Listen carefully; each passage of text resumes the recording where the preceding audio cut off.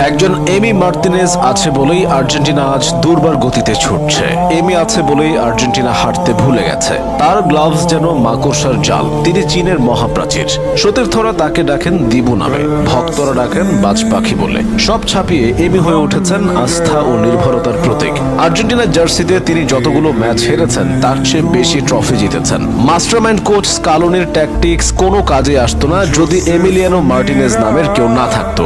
আর্জেন্টিনাকে বারবার বাঁচিয়েছেন তিনি। এমি মাঠে নামা মানেই ক্লিন শিট। তার মানসিকতা অন্য সবার চেয়ে আলাদা। পাগলাটে কর্মকাণ্ডে প্রতিপক্ষকে ভরকে দেওয়া থেকে শুরু করে খ্যাপাটে উদযাপনের জন্য তিনি পেয়েছেন আলাদা পরিচিতি। মাইন্ড গেমে তিনি দুর্দান্ত। শুধুমাত্র এমিলিয়ানো মার্তিনেজের জন্যই ফুটবলের সর্বোচ্চ নিয়ন্ত্রক সংস্থা ফিফা বেশ কিছু নিয়মে পরিবর্তন আনতে বাধ্য হয়েছে।